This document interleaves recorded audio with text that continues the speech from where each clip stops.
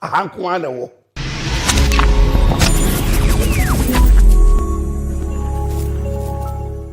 Ebusian for Medina Queen Amadi Miss Culture Global 2025. Keep watching Ashanti Prime TV. Ashanti Prime TV there, aha and anokre and all. Ashanti Prime TV, aha and anokre and all.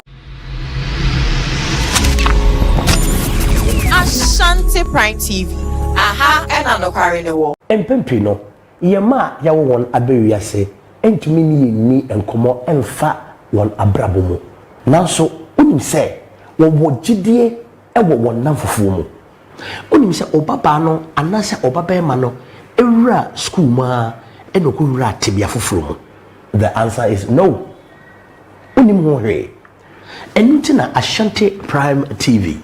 Yedi dwumade bi a yato ne din se campus experience. Dwumade we baba beboa ama awofo nom ehunu nia omanom efemu wabra owo school mu. Students nowadays go through challenges in life, and most especially on campus. Are you a young girl or are you a young boy who is finding life crucial on campus and want to talk to us? Then worry not, because you are at the right place at the right time. Campus experience is here for you. Miniaba, and then miniabema, a tepe and a how, and na say a tepe na wado wako fra, e wo school, and it will so jaya, won't to me yai. A yinuboniana, a yabrabomun samana, a ye teacher ni na empo or tatawo. Wako wura society be more opese ufrima, and into untimi frimo. Jumadi e babeboa, amania untumi na yaboa, amanina abanewie. E wo jumadi isono. Mene a teacher for a retire at the chiremu na owo tema ema enkwala mamefo empay 33 any doctors ebetrase yadwen dwene ekwaya yebefa so ama sa tibia na opese ujai no abadewie enti hwebe Saturday abai any Saturday bia 10 a.m. ekopem 11:30 a.m. ewo Ashanti Prime TV. For more inquiries and for sponsorship, please contact 0538 982 898. I repeat, 0538 982 898. Campus experience. Let students feel at home. Ashanti Prime TV, aha and anokre and all. Ashanti Prime TV enam tie ni mu no boy magimedwa yeduru ha se dia na ye nsem akese nko a se wo pe nsem no kora atie ana wo pa asem papa a wo Ashanti mem Ghana mem be bia wiase be bia atie dia hwe Ashanti Prime TV ho ne no kora no ewo me see Ashanti Prime TV so pe o tie news pa ana wo pe be bia asem a ye ka no unkobusu obi na pe no kora wo mu a hwe Ashanti Prime TV no kura no ahankwana wo.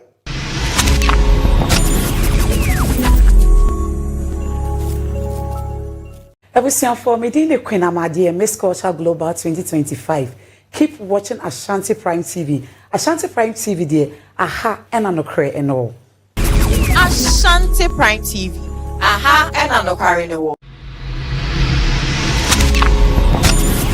Ashanti Prime TV, aha and anokre and all. Empempino, yema ya won abewiyase, entumi ni enkomo emfa won abrabomu. Nanso unim se wo gidie ewo won namfofo mu. Unim se obaba no anase obaba ma no ewura school ma enoko wura tebia foforo mu. The answer is no. Unim ho hwe. Enuti na Ashanti Prime TV. Yedi dwumade bi a yato ne din se campus experience. Dwumade we baba beboa ama awofo nom ehunu nia omanom efemu wabra owo school mu. Students nowadays go through challenges in life, and most especially on campus. Are you a young girl or are you a young boy who is finding life crucial on campus and want to talk to us? Then worry not, because you are at the right place at the right time. Campus experience is here for you. Miniaba, and then miniabema, ɛdeɛ ɛna haw anasɛ ɛdeɛ na wode wo ho akɔfra ɛwɔ school a ɛno nti wopɛ sɛ wogyae a wontumi nyae ɛyɛ nubɔne anaa ɛyɛ abrabɔ mu nsɛm anaa ɛyɛ teacher ni bi na mpo ɔtaataa wɔ wakɔwura society bi mu a wopɛ sɛ wofiri mu a ɛno nti wontumi mfiri mu dwumadie yi ɛba bɛboa ama nea a wontumi nyae nyinaa yɛboa ama ne nyinaa aba na wieɛ ɛwɔ dwumadie yi so no mene teacherfoɔ a wɔredare adekyerɛ mu na ɔwɔ tema ɛma nkwalaa maamefoɔ mpanyinfoɔ titiriw ɛne doctors ɛbɛtena se yɛdwendwene ɛkwan a yɛbɛfa so ama saa tibia no a wopɛ sɛ wogyae no aba na wieɛ ɛnti hwɛ me Saturday a ɛba yi ɛne Saturday biara 10 a.m. ɛkɔpem 11:30 a.m. ɛwɔ Ashanti Prime TV. For more enquiries and for sponsorship, please contact 0538 982 I repeat, 0538 982 898. Campus experience. Let students feel at home. Ashanti Prime TV. Aha, and Anokwari no wo. Ashanti Prime TV. And I'm telling you, no boy, my Jimega. You do have to do ya. Nay, and some Kasiebo kwa. So pet and some no credit. Etie, and now we'll pass some papa. I want Ashanti mem. Gana memu baby. We are some baby. Etie dia. Share Ashanti Prime TV. A horn no credit. And what? Me see Ashanti Prime TV. So open to news pa and now open baby and someone here can unkobisu will be now pen no kure mo share Ashanti Prime TV no kure no ahanko ana wo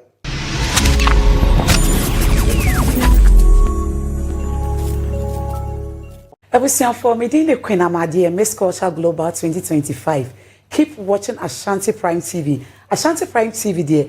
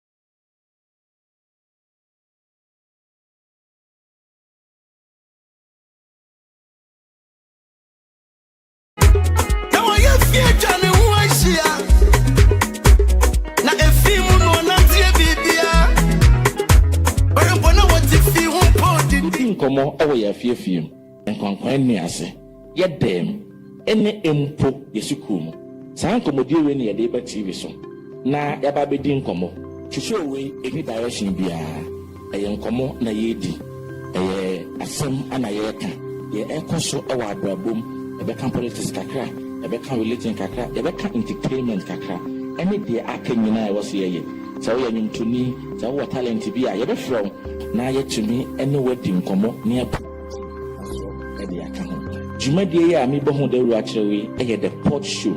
The pod show is social discussion ye ba behwe ne ya tackle societal problems challenges nipa ewo masetenam Show is a public discussion space of social challenges, a platform that gives voices to everyone.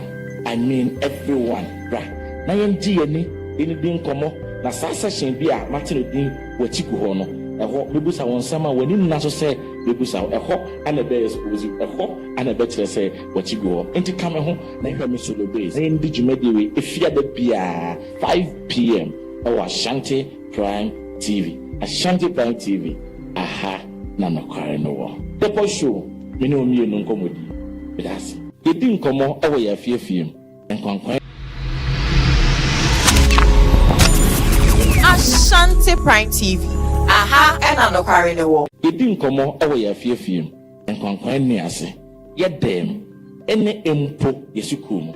Saa nkomodi we ne yede ba TV so. Na yaba bedi nkomo. Twhwɛ we any direction bia.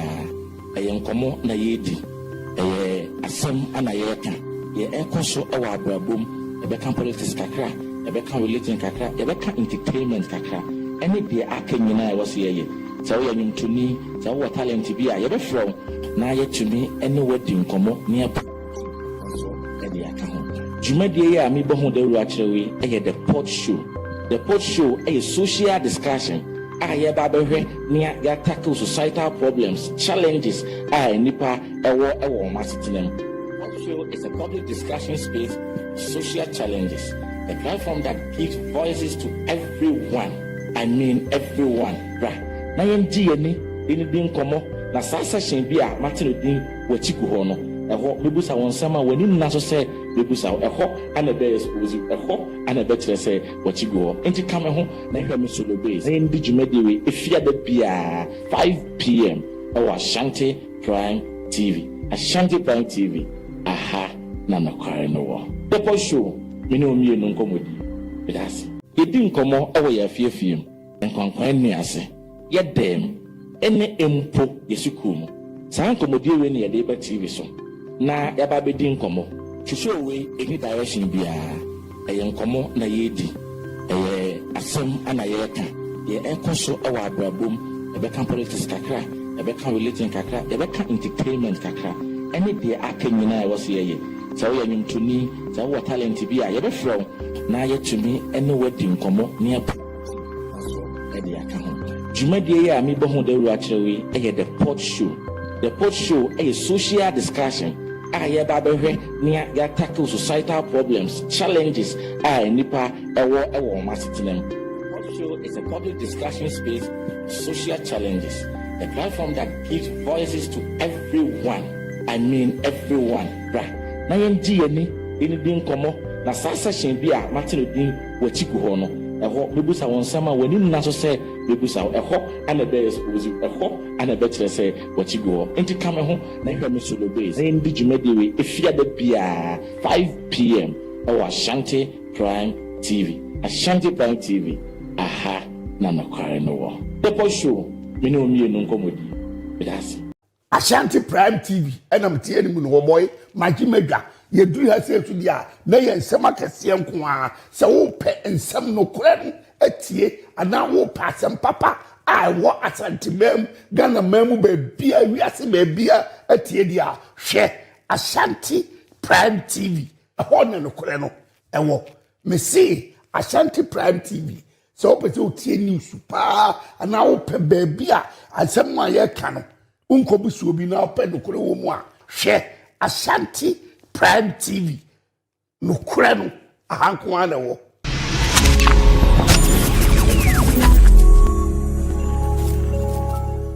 Ebusian for Medina Queen Amadi Miss Culture Global 2025. Keep watching Ashanti Prime TV. Ashanti Prime TV there. Aha and anokre and all. Ashanti Prime TV. Aha and anokre and all.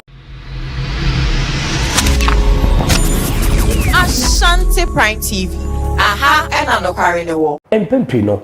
Yema ya won abewiase. Entumi ni enkomo emfa won abrabo mu. Nanso unim se wo gidie ewo won namfofo mu. Unim se obaba no anase obaba ma no ewura school ma enoko wura tebia foforo mu. The answer is no. Unim ho hwe. Enunti na Ashanti Prime TV yɛde dwumadie bi a yɛato ne din sɛ campus experience. Dwumadie wei ɛreba bɛboa ama awofoɔ nom ehunu nea ɔma nom ɛfa mu wɔ abere a ɔwɔ school mu. Students nowadays go through challenges in life, and most especially on campus. Are you a young girl or are you a young boy who is finding life crucial on campus and want to talk to us? Then worry not, because you are at the right place at the right time. Campus experience is here for you. Miniaba, and then Miniabema, a tepe and a how, and na say a tepe na wode walk of fra, it was school, and it was so jaya, won't to me. A uniboniana, a yabrabomon samana, a teacher ni be na empo or tatawo. What could society be more opposite with frima and into untimate frimo? Jumadi e babebois, amania untumi nyanina, yabois, amanina, abanawye. E would Jumadi sono, many a teacher for what we dare at the chiremo, na over tema emma and quala, mammy four, and pay 32 any doctors, a betrase, yadin guinea, a choir, yabafaso, ama satibiana, opposite ujino, abanawye. Enti Saturday I any Saturday bia 10 a.m. Ekopem 11:30 a.m. Ewo Ashanti Prime TV. For more inquiries and for sponsorship, please contact 0538 982 I repeat 0538 982 Campus experience. Let students feel at home. Ashanti Prime TV. Aha, and I'm not carrying the wall. Yedi nkomo ewo ya fiefiem nkwankwan ni ase yedem ene empo yesukum san komodie we ni yede ba TV so na yaba bedi nkomo twuso we eni direction bia eye nkomo na yedi asem ana yeka ye ekoso ewo abrabom ebeka politics kakra ebeka religion kakra ebeka entertainment kakra ene de aka nyina e wo se ye so we nyumtuni so we talent bia ye be from na yetumi ene wadi nkomo ne aba so ene aka ho jumadie ya mi bohu da ru akyerewe the pot show. The pot show a social discussion ya ba behwe ne ya tackle societal problems, challenges nipa ewo masetenem. Pot show is a public discussion space for social challenges.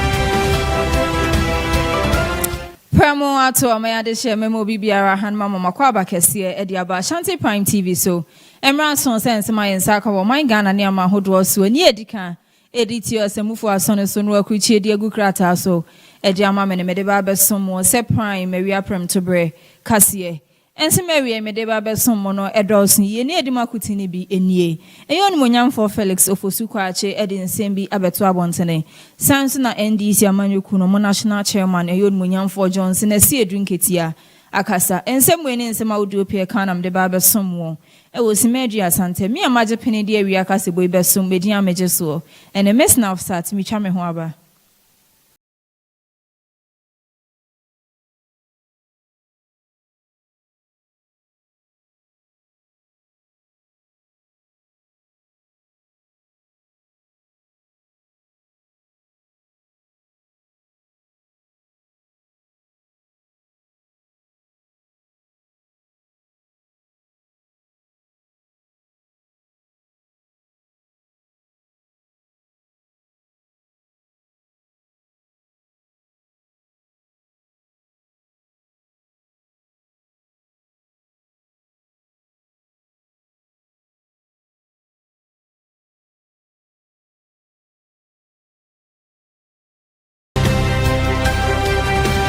Afeji pray na me fa Kasiebo ni ntwemu nsomo. Se Ghana fo nyina ebeka ye afe 2024 abra na NDC amanyuku no eye campaign e yade a Vice President Professor Jane no Poku Ajima kasa editor abontin se nyame adom na nka ye ditumi no ema homo a eye Women's Bank yade a omude sesi akrabra yi ebeba na emma adwadifo ye maame mu enso atumi akọ no makọ akwaje bosen ehu nsi hu no ebeye kitu ebi na nso ndisi amanyuku ne baaye na afia akọ akoguni ente hu hwe eno na anam samon munyamfo Felix Ofosu kwa achi akasa edi ato abontin se ye afi 2026 a yasumye ye empuntunyuma His Excellency John Dramani Mahama na afi nso ndisi amanyuku ne baaye na yade Women's Bank eka ho bi. And I recall during the campaign in the Kasiebo constituency where I campaigned to become MP. Anytime I went out to campaign and I mentioned that promise, it got the loudest applause and plaudits from members of the electorate in that constituency.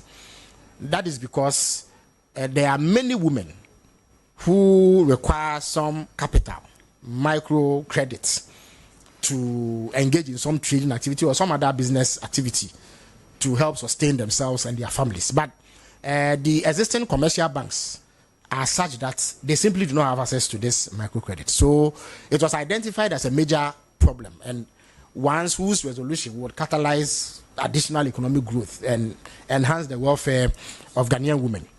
So the promise was that we will set up a women's development bank, capitalize it so that they can lend to women at all levels of the Ghanaian economy. Indeed, in the 2025 budget, 51 million Ghana cedis was allocated, and that was meant to help finance the processes that will lead to setting up the structures for the bank.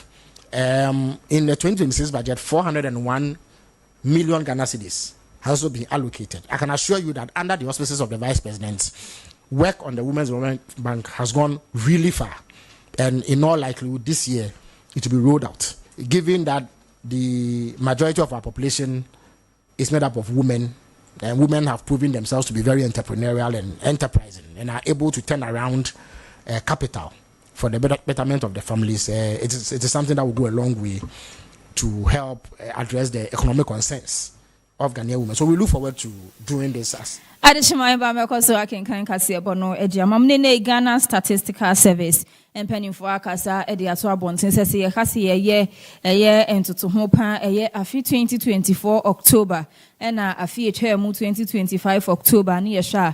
I do a minisika sem etumia koye paisans a way to home a year Sikane war mine one or mine war a year 2024 near share a year 2025 in so a connery a Nesika or mine enya na a no call mine sikasem ekoye na penny for and answer His Excellency John Dramani Mahama na afin so as your musho mine sikasem so ebo adwuma yie pa. Yeah, economic performance and economic activities. Ghana, yeah, engaging in no, a cost and I say improve by 3.8% when you compare to last year October 2024. In fact, last year October 2024, now economic performance or economic activities no growth na 3.0. And to the 3.8% no, added to 3.0 no one. What you say? In terms of October GDP economic performance, areas no, agric, industry, and services. Now share agric equals 0.9%, meaning that economic activities our agricultural sector no, it expanded by 0.9%. But what did to last year, same period 2024, agric growth for October 2024 na 2.1. Into share what the agric 0.9 no to 2024 2.1 and not above from kakra, but there's still expansion. Still no equanim because any positive growth no expansion. And also industry. Now industry and also performance equals 3.0% in October 2025 compared to October 2024. Now growth in the year 0.4. Industrial industry so are improving. And then services. Three sectors in Munyano.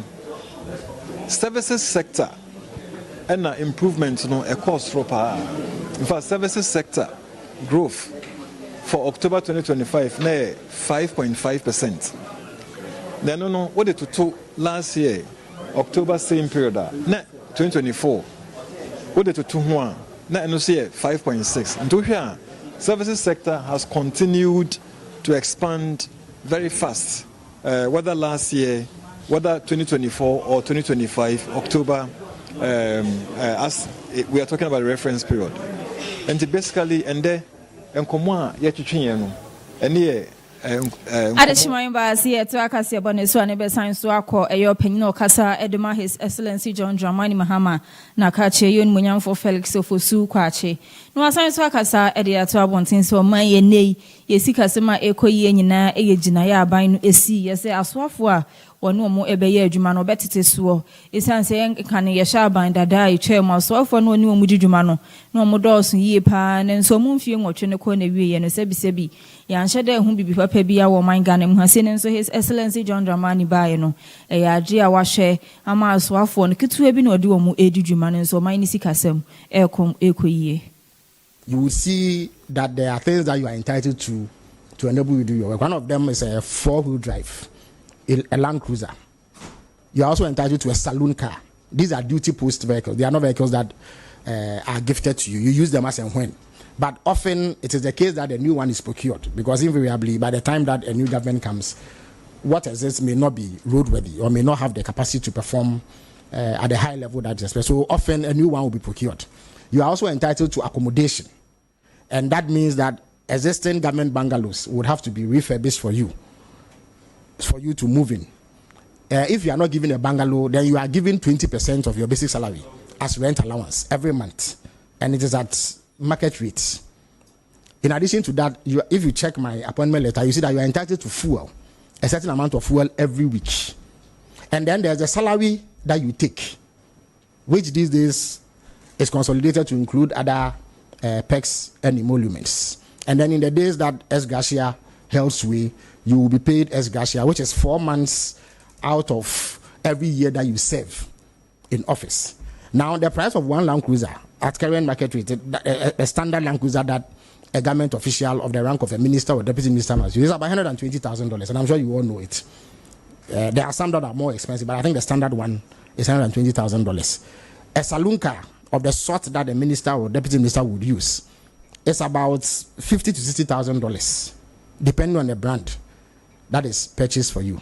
Now, if at a point there were 125 ministers, and now there are 60 or even 50, let's say 60, just for purpose of analysis, it means that you are avoiding purchasing 65 Land Cruisers at a unit cost of $120,000.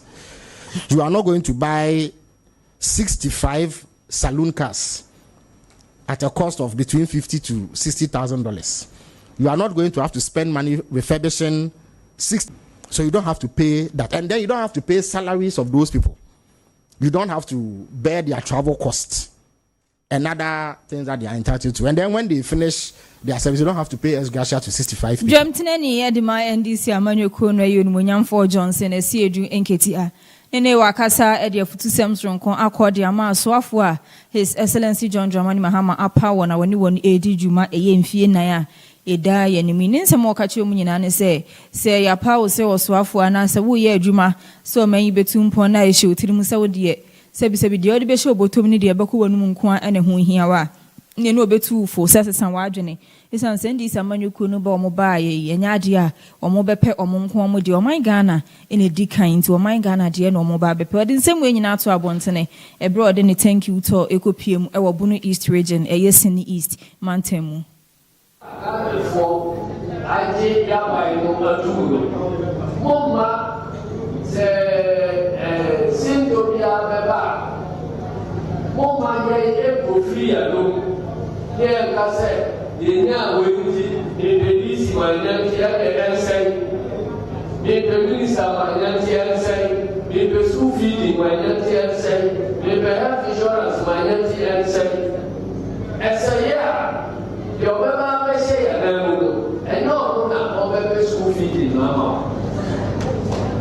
na bebe disi na ma e ti ebe se ya betra ho na ye mi anu ma e dey wo titi ko ya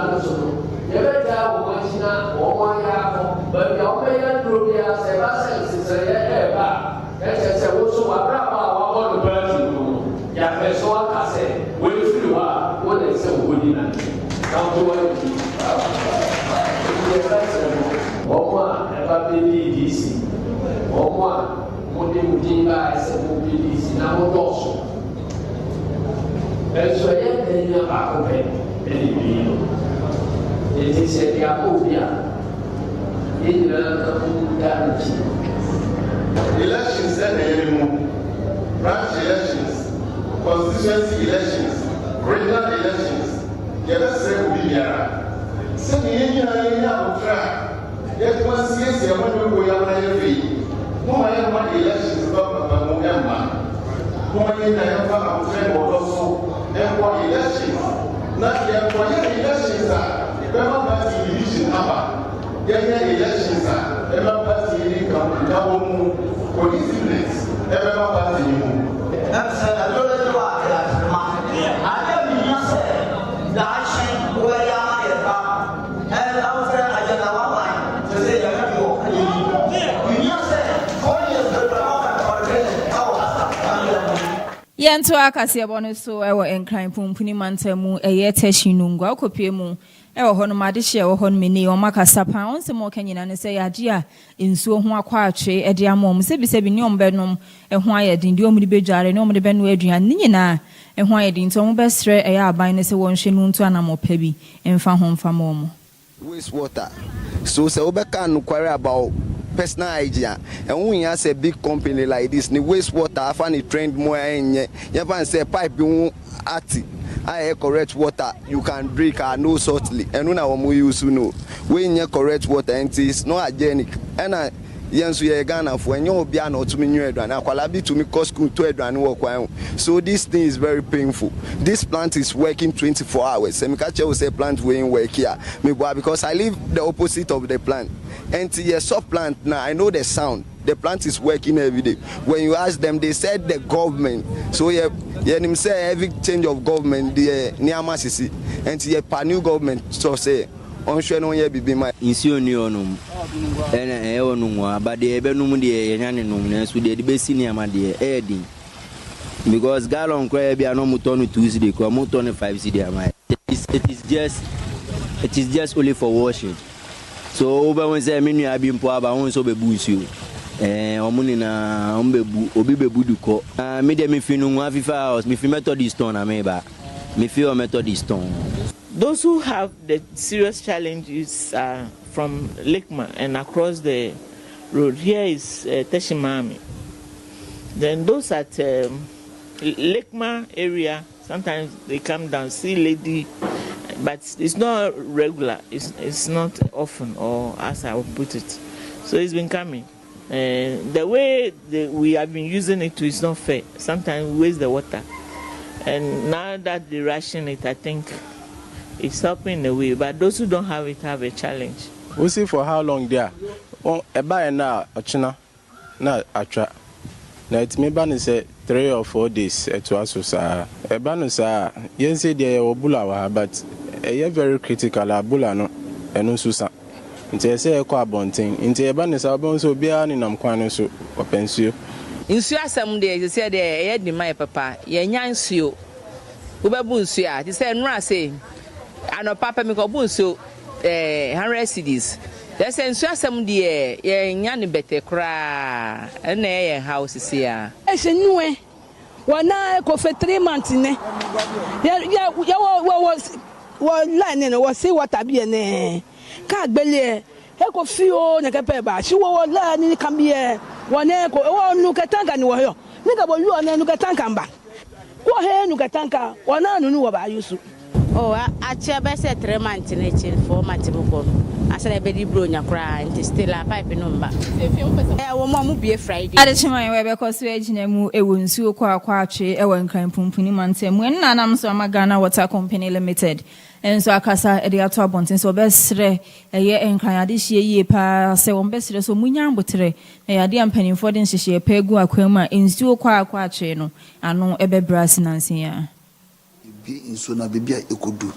In session in do certain places now. There was a year near pushing so no cohono. Now you put in place. Inti you demanded feedback from the people, and then yenso as a company and staff also are also on the ground you share the way and your man because in pumping soon go area honma you follow up and share their air cost honmo. So we have monitored the system up to now, and a lot more people are getting water. Except say they are used to getting water more than 5 days in a week. And as you see, I acquire 1 day and just about a day and a half. Inti ama de ohao kakra abre obia. Yebes say under the circumstances no obia embe with the situation.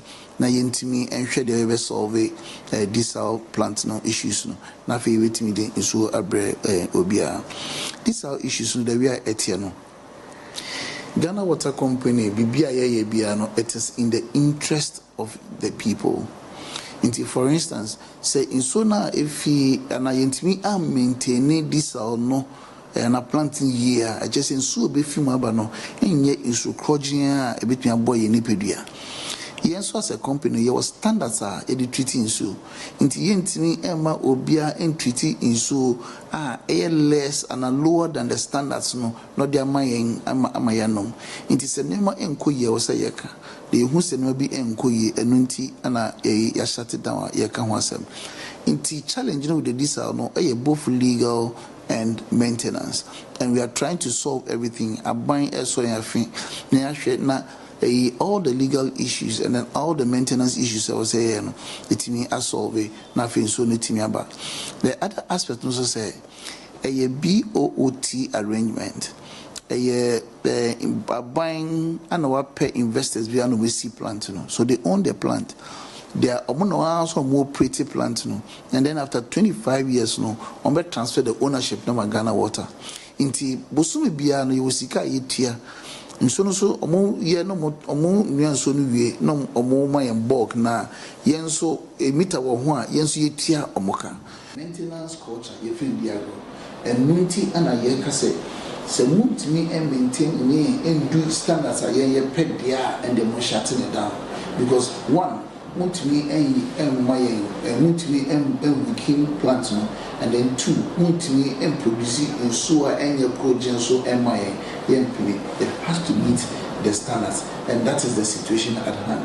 In the Ghana for you should say, yeah, bread, yeah, a patch of we apologize to everybody, but it is in the interest of Yenina. It's Yembo and bear with the situation. It will solve the BIA. Yabejina we Sonia Bush, Yaquaco Piemu, a woman Finimantemu, a Yamanke Simeho, and I am a major for her many Macasa. I do a mother's ready at 2 penny for her, and you say a year market or honor my NCC or honor mamma honor my Kamakano. Or best rest and reson, so more chess will be a Benyan Bia Edinidra. Momushan or man for protocols and Simbia and a minimum way and fan Chomobestre, so Monchena one and who would your dad and Edijumano. Or Monshan will be and who would your dad and Enya a Bia or my NCC Mahaya Kamano will be Enya Bi or honum in Dinijuma.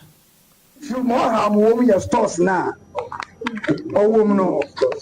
Sabi dream will be a woman no per store than nothing. Obia, Sabi will be says a Mukumba or per store than no iron. What you will say. Now, if your shops are a woman individual, one convert in your chest, then the honorable KI. One convert in a store, lockable stores. Somebody watch the lockable stores, a whisker. Now, CCI 107 was saying, and what they are 300 and 320. In fact, say we baby ayan as a friend first la rompo ya do number rompo sin. Now if you go kakakei na 320. One of the others one ketrasina one pro plan for no go nya stores ankasa. Onya 320 stores. Ya bola funa wa ba mini he wo go mu. Wa za wa yan there. Iwura nala wo baji we tua ka ya ma hon. Wo bu nkun 20 na o de ebesu gate anu. Na wezi nkwana mba ya na fa brother awu ishade osinyo ba fam boli. De mi na nala so we janwuska. Ata wo de ye gomfu ha etamfu eyifu ka da ahometo. Ya kwa probor won to abomaman. Me ka cha me maame no ma wo gum de. De bia hone pete wo biala enchin agreement chance and attitude to super organ wo froko dwan here maybe be say am Onitin ono Sunday no bopun de medjuman ye hwe mechia meze a carpenters ekuku dem a water mechilinde ye fi ha pia nananom wankase wozie enyim oyo pete biala ne de win na sabe insulupa no gukakom insulupa ole se obi ne pano enchilipo insulupa na olugu no lenan bibio ina abobomba zina isisun oyo chance dai mafa no ka prago se mafa no ka azibiala ode eze kwahuni bia ya fo na kawo ifa ibienu po be so ye face wo kwa ebe pinchi na wo fefefe dia ja se anka se miam ona be manager mate same na mbo pone nde nyawo haya nche o ha hen kan mnanom yim na maka igwo mpa brebro nyabe mesima traffic be me ye bebi anko ikita 100 cities amana inde tumi yankwa kakra ona be aban papa aba ma yatsin kofu honsu hono ya ne makasa ya tetentene 100 cities amana inde tumi yankwa kakra ona be aban papa aba ma yatsin kofu honsu hono ya Yantua and some so away and crime from Punimantem. Yama major the four binum or honum, and they almost wakasa at the Atuabonton, say Fitimra, His Excellency John Dramani Mahama, assigned better now, so a fee chair Musu Bo, my Ghana Bumno. A idea near my boy above from pa, say yen toast, Muku, and any man kaya, I can't wayama, Mimudi Huja, Ewoja, Ahudu, Munayadi, and a bono, above from ye panels or best rabines, a one cosuana said the Obu or mino. Wombuna wombuni ye kura and said the affair chair May 2025 no Obu no. We said last year me fantos 28 million. Ubetombe we no almost 1,000 na eko. By this year dear. Aye kesia amafa 28. Into this year dear make us say a year cra chain this year. A buono oh se see and toast basket ubenya ni 25. You cry day to me she any 200 which is small basket no. But last year obi crack it 80 and cedis mean to me and she man of this kind of kwaso na eyameya. Nti e dan yame asese odi en bedu pempen so eye se see de yan ho han. Now we say a formula last year but this year enu etesirimpo. Se bibia ye fine but de to na ni honom. Bibia ye fine. And so Makwa by F pa yes in last year. Until the Yamia say uncle so amala form. No here for Bia or Bibella 1 year you may be a 1 Simineska, able to 2 million crobets mark of 5 day. At on so last year near Yanisa, a boy here no timber tide semi quadraton. No born into no minto, no co into no complain pa. Tis a day. Yet then Yamiasi. This year, dear Jenny now about fine. No first Canadian Timinto last year by this time. Jenny won't Timinto, but this year they are ba and a ton. No boss full first when Ubeton 900, 950, and they say 550, 450. Ube bet my money panu basket in so 700 and they 200 impo any. Nti sisi ade de nyame ase ti nyame mbo ajo mama no ye jimani ye no ye fonye aduane ndi sisi ade this year de ya kanfo no pa obi ada nase nti ye de nyame nye aduane ndi sisi ade this year de ya kanfo no pa obi ada nase nti ye de nyame ase se bibia ye fine me say ya betom pa nya asem keto Kasiebo ne so e wo Bunu East region eye atebubu enei afuo bi no me wo ho no makasa de omade swede ato abanyani mo ha nyina eni se obepie mu e wa atebubu eye fulani fuo bi e de omu na ntwie obi abra adua na buro no na fulani ni nso de na ntwie na kwa akowura ho na ndi obeba no na o mawe se de yado aburo fuo no na atu agu nto mo besre aban ni MC yo ho se o mo hye o mo 10 days so o mo anhwe no mampa mu fulani fo no emfri atebubu o mo ankasa e de mra no e be hye wonsem no aye ne ensem fata Yanya ni yanya nsuanam kwa haye pa makwa bane ubakwa ne ba sa umako banche kuyane ba no kwa kuyane kwa fuo ma sana ba padia ne fie mfra ne fuanti yanya sika ntwanto yi banche kurana edi yanya bi so ntaba yira yaso yasa ya kwa fa ya do nti wo fa na nti fam na nan ma kabi ma empanyi fam ya ba ne mu yes na wo ya kotodwa gu fam ya ni abre beza youth ya fa ya ho nhye kwadwuma mu ampa so atebu bubu youth ya iri ho ye ku adwuma anso nantwe ma youth ya ho ntoye odu abekwa na nantwe akose wo nioma youth so ya de loan ya de akwakodo ntese ya de loan e de akwakodo ya nantwe be se ni ya de ne ya chiaka ya de na youth ya timi abo ya mode mu anase ya timi abo ya blanti ya sra na nanu maban do ma mu aye na nantwe be mfra table na youth ya ho ntoye ba mu aye ya be kwa me ba mi gina ho mfra fo ba ko pam mi wuram fra ni abesom se obe nyame ne twitwaje me ne ma be dufie na ye sra ho mfa ho na nsi fam ma ye ni kura ye kwafuom na ye nyame ma be ni achi mfra ni fo be ma ye ya ho ntoye nti na ye sra ho mfa ho na nsi fam na ho nyi mfra ni fo mfra ma ye no hotel emma ena adu sa be ye ntumi nkwafuom ukodura afuom afula ni nu achew na ono wada wafuom honom nti ani abre pa ye ntumi nkwa ye buro ye katie bibia ka wiram ye makwo ye ntumi nkwa na no me kwafuom na mo akoko bie me niam so ama mo apa vi niam ni nyina bi se amado bi se ka ba akode fa minya bag ba adishimai ma ye to ase no my Ghana adishie bi no menei wo mato mo hu agu abontene so mo ye oye kira enya agro ye wona 2016 ye fa won si wondi wonjuma e wo youth employment ye authority omundi omujuma e wo honom na o makasa e de to abontene se fitimra ye afi 2016 ye fa wo mo si omundi juma e wo honom a ye chi o muka ba ku mienu pe a NDC amanyoko ni efiri abam ebesi enne e ya afi 2026 a ye o mu enya ade o menya aketwe bi abium ne mire bi mpoduru ye e ma o mo kompanimfo ani ma mpanimfo se enye o mo ene fa o madwumenti o mo ntwen na NDC amanyoko ne nsanmra power ansa no mo de o mo ha ato abontinti enei omo de petition akoma His Excellency John Dramani Mahama so besre se won hwe no ntu ho anamon emfamo mo Ghana, His Excellency the President of the State, that since 2016 he employed us and then unfortunately he left office. Our allowances have been there unpaid.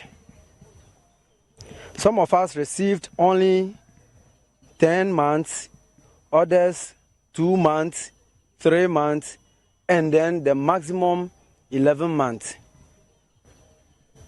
We, the aforementioned community police, community health workers, teaching assistants, and coastal sanitation, are petitioning Our Excellency John Dramani Mahama to come to our aid. This is very sudden that with all the work we've done to serve the whole Ghana, the nation, due diligently, our allowances have been left unpaid. On several occasions, we made attempts to take our money from the district. We petitioned the MP, Honorable Samuel Okujetu Abarakwa. We petitioned the then DC, Collins Aku, and then the regional minister.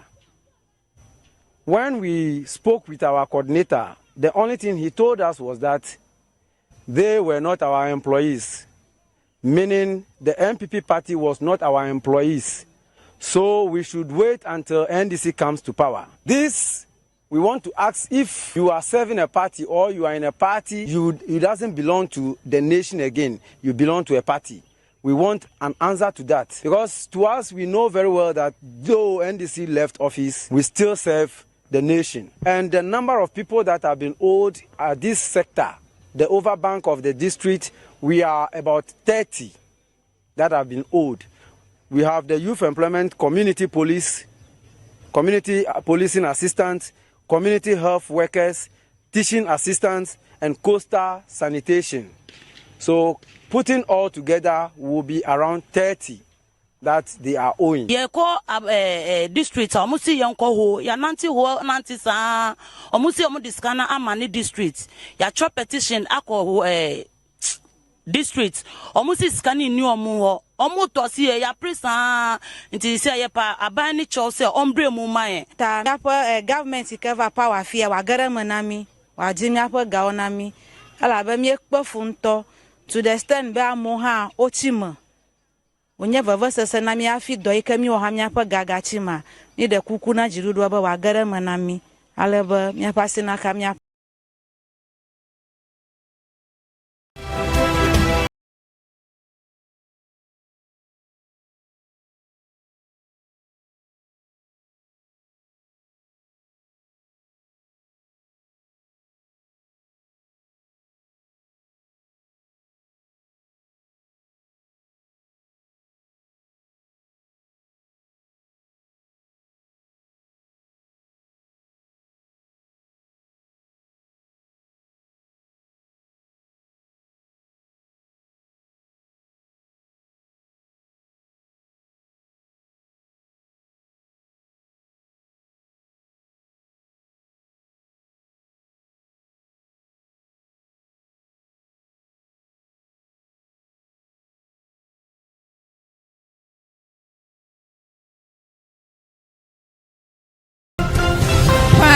Bibia Premotobre Kasiebo eno anigusu awuhwe ye to ansem ne so ani efri oman Ghana ne ye de ani akwa akopie mu e wa mahodro so ensem ne UN mpanifo akasa de abasobode esronko akọ e de ama eye doctors omo Sudan omunsa bomo kenyina ne se fiti mmira menteme ho ase basabasa ye ema ne homne so e wo Sudan ya de a adokota ne anesefo ho no mabo mo homodin yie pa esi otumi duru baabi na moja kredi besi ni paso ne bi ni ho na doctor ni na wo hwe na ni moja any patient ne de efa watwe no ani moja ni bi e de ama omo nto mo de omo hwe ye Sudan e ye basabasa ye ema ne homne so ho nyina na ya de a doctor fo e wo ho de omo wa abada ye pa.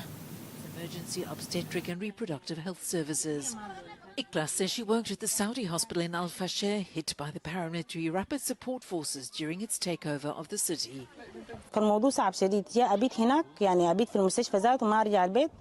The situation was extremely difficult. I wished I could stay at the hospital and not return home because the journey from the hospital to my house was itself a serious risk.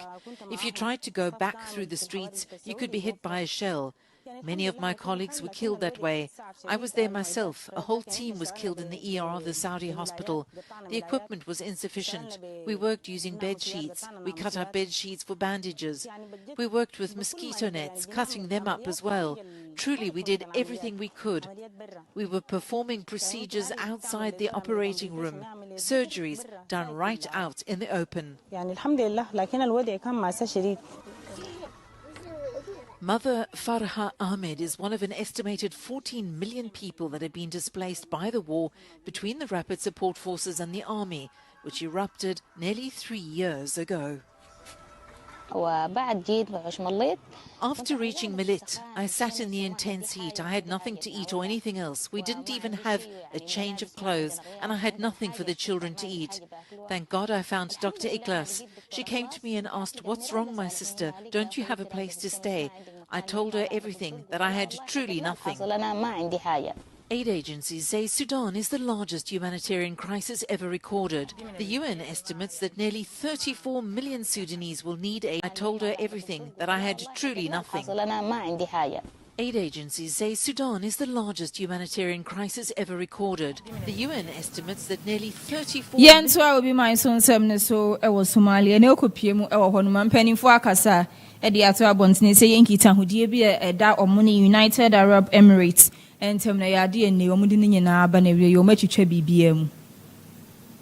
Annulment includes deals and partnerships related to 3 ports, as well as bilateral security and defense cooperation.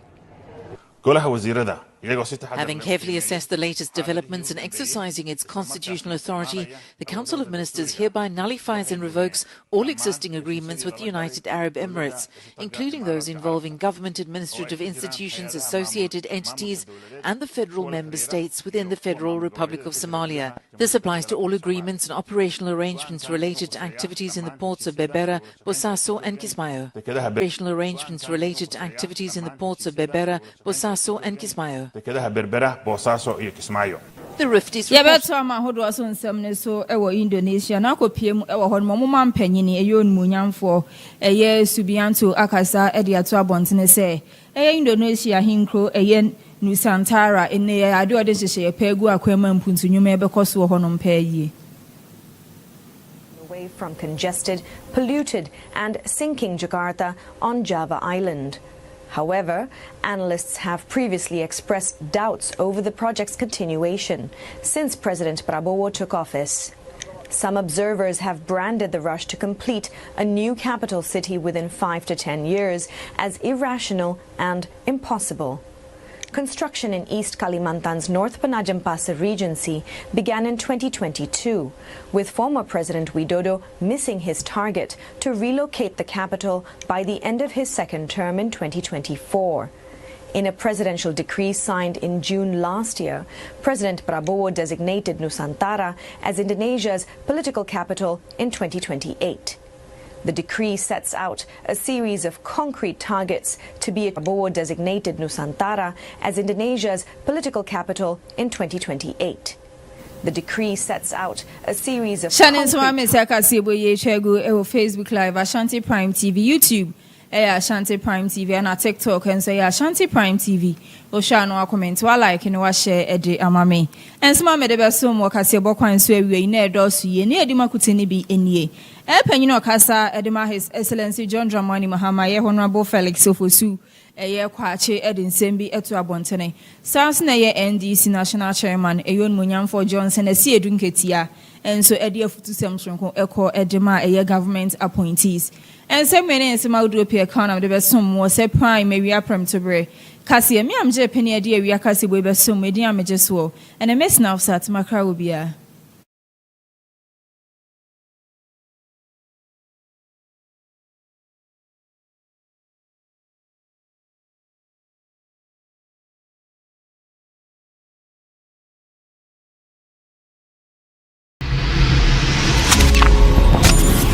Ashanti Prime TV.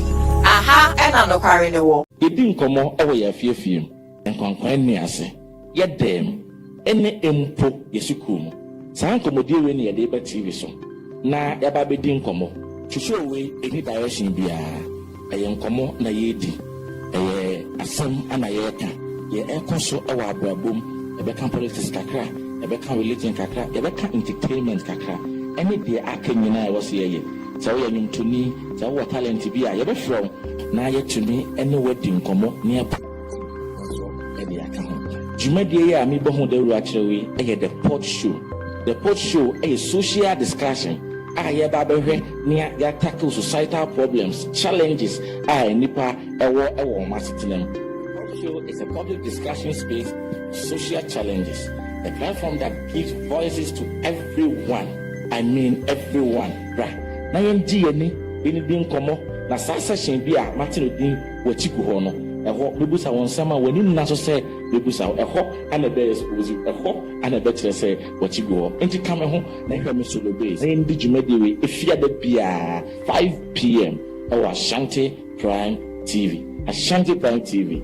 Aha na nakware no wo the show me no mi enu nkomodi that's Ashanti Prime TV enam tie ni mu no boy magi medwa ye duru ha se to dia na ye nsem akese nko a se wo pe nsem no kora atie ana wo pa sem papa I wo Ashanti mem Ghana mem be bia wiase be bia atie dia hwe Ashanti Prime TV ho ne no kora no ewo me see Ashanti Prime TV so pe so tie news pa ana wo pe be bia asem a ye ka no unkobusu obi na ope nokure wo mu a hwe Ashanti Prime TV nokure no ahanko ana wo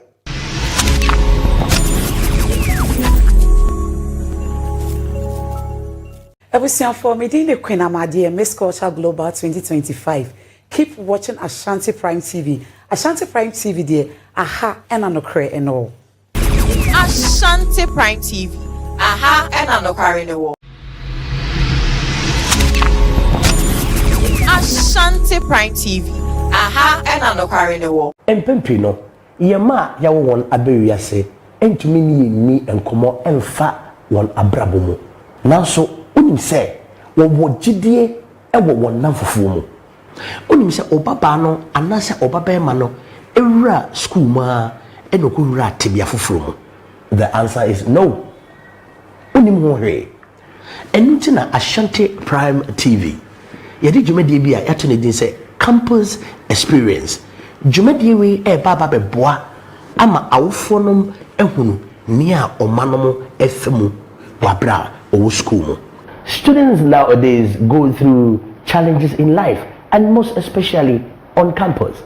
Are you a young girl or are you a young boy who is finding life crucial on campus and want to talk to us? Then worry not, because you are at the right place at the right time. Campus experience is here for you. Miniaba, and then Miniabema, a tepe and a how, and I say a tepe na wado wako fra, it was school, and into person jaya, wouldn't to me. A uniboniana, a yabrabomun samana, a teacher nibina empo or tatawo. Wako society be more opposite ufrima and into untimin frimo. Jumadi e babeboa, amania untumi nyanina yaboa. Amani na abanewie ewo dwumadi yi so no me ne a teacher fo a wa retire adekiremu na owo tema ema enkwala maamefo mpanyinfoɔ titiriw ne doctors ɛbɛtena se yɛdwendwene ɛkwan a yɛbɛfa so ama saa tibia no a wopɛ sɛ wogyae no aba ne wieɛ ɛnti hwɛ me Saturday a ɛba yi ɛne Saturday biara 10 a.m. ɛkɔpem 11:30 a.m. ɛwɔ Ashanti Prime TV. For more inquiries and for sponsorship, please contact 0538 982 898. I repeat, 0538 982 898. Campus experience. Let students feel at home. Ashanti Prime TV.